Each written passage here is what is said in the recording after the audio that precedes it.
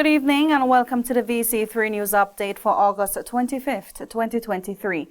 I'm Shalisa Nanton. First, on the local scene.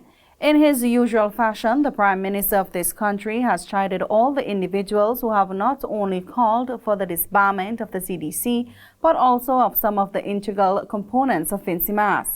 Dr. Gonsalves was at the time addressing the recent prize-giving ceremony held by the CDC to reward the winners of this year's festival. During his remarks, Dr. Gonsalves said that whilst the CDC is a state body, the components of Carnival are within the CDC. He chided individuals with private interests and also some radio personalities, much to the amusement of those in attendance. Structure of the CDC, though it is a state body, the component parts of Carnival are within the CDC. When you hear some people who have private interests, some who own radio stations and want to make all the money from Carnival, you hear me? When some of those talk about CDC, you give them a chance, they turn Carnival only into one big fete. So mass ain't making money, get rid of it. Steel band ain't making money, get rid of that. You hear what I'm talking about? God give us head to think, you know. And when fool talk, fool mustn't, not fool listen, you know.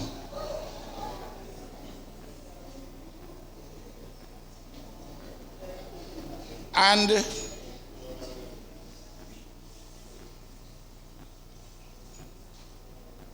some were so arrogant, if they don't get their way, that they think that there will be no Carnival without them.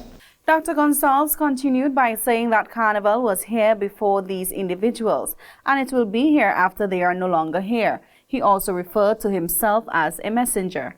But Carnival was here before certain people came here.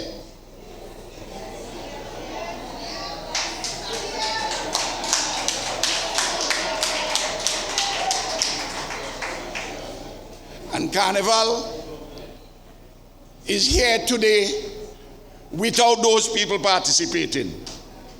And it will be there tomorrow and next week and next year and all the succeeding years, because it comes from the genius of the people. That's why I began my proposition there. You know. You're wondering where I was going? I go in. I'm a messenger. I'm a messenger. The Prime Minister cautioned persons not to become involved in any divisive exercise when you are a part of the CDC. He said the component parts of Carnival are well represented. Like Carlos James, the Minister of Culture, Dr. Gonsalves said that the CEO, Ashford Wood, the Chairman, Ricardo Adams, nor any other one individual is the CDC. You must not therefore get involved in the divisive exercise of which you are part. You're part of the organization of the CDC. You look at the leadership and you look at the membership of the CDC. The component parts are very much represented, and they're represented by good and articulate people.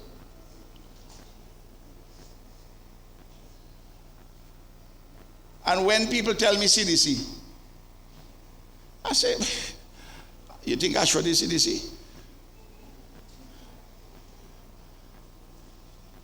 Ashford can't mash ants without the components tell he something.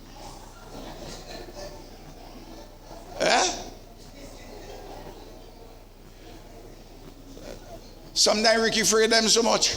He said that we have reached too far to turn back where that is concerned. More on the local scene. After completion, the Kingston Port Modernization Project will be climate resilient. Mr. Lenski Douglas, the local project manager at the building site, made this declaration. The Metropolitan Washington Council of Governments states that the goal of the climate risk and vulnerability assessment is to increase knowledge about the region's exposure to present and potential future climate concerns. As a signatory to the Global Covenant of Mayors, the CRVA will help to guide the inclusion of adoption targets and activities in the regional climate action. During a recent tour of the project, Mr. Douglas stated as part of the port project, we would have done a climate risk vulnerability analysis that looked at all the climate requirements, and those parameters would have been incorporated within the employer's requirements for contractors to place for in their designs and for the eventual construction of this facility. The project, which started in 2022 and is expected to cost over $600 million, is already 36% completed, with everything going according to plan. The modern and effective port services will improve access to products and services, provide economic possibilities, and benefit the entire community. Since it was built in 1964, Kingstown's existing port has been decaying. Aecon Group Incorporated, a Canadian business, and Selhorn Group, a German engineering consultancy, are building the contemporary port. It is anticipated to be finished by May 2025. And local Dasheen farmers anticipate more favorable developments this year as the Ministry of Agriculture works to promote the product more effectively. Minister of Agriculture Sabota Caesar stated Dasheen farmers are now getting a very excellent price for their goods. According to Minister Caesar, Dasheen prices have increased significantly in recent years. The Ministry of Agriculture is now hosting a number of informational and awareness workshops to talk about its Dasheen expansion program. Minister Caesar said that the price of Dasheen has risen over the past few years. The demand for Dasheen is so high, and the prices are so high for Dasheen currently, that the $1.10 and the $1.20 that the U.S. market can offer, farmers are not budging to that market at all. So you have a situation where last year this time, well, not really last year, but 3-4 years ago this time, you had Dasheen price being $40 a sack. We went out, we have a market now for $110, $120 per sack, but persons are getting $200 per sack. And the persons who signed contracts for the 110, 120 basically would have to either wait for later on this year or into next year. And this again is encouragement for the Dasheen planters to plant. Richland Park and Greggs have already had meetings for the ministry, and the South Rivers Community Center will host another one on Thursday, August 31st. In addition, the Ministry of Agriculture will concentrate heavily on vegetable production in preparation for the Sandals Resort's inauguration the following year. The Minister of Agriculture stated that they would not want to see additional requests for import permissions to bring more veggies into the nation next year.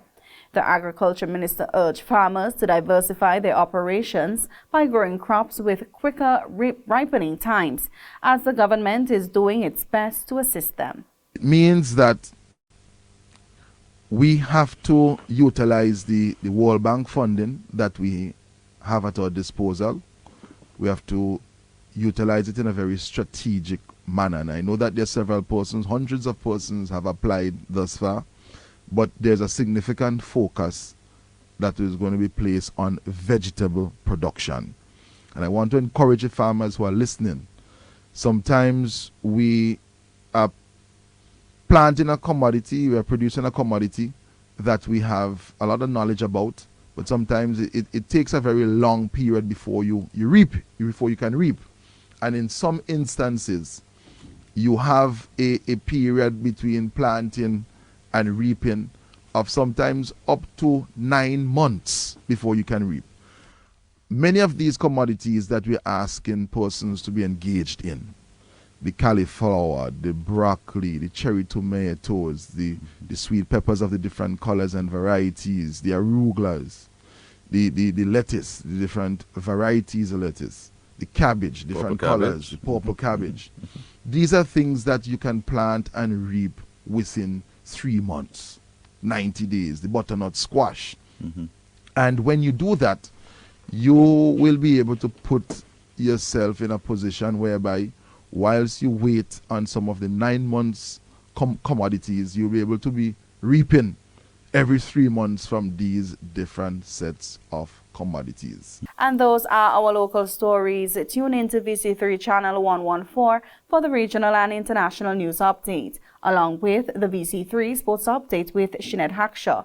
I'm Shalisa Nanton. Thank you for viewing and do have an enjoyable weekend.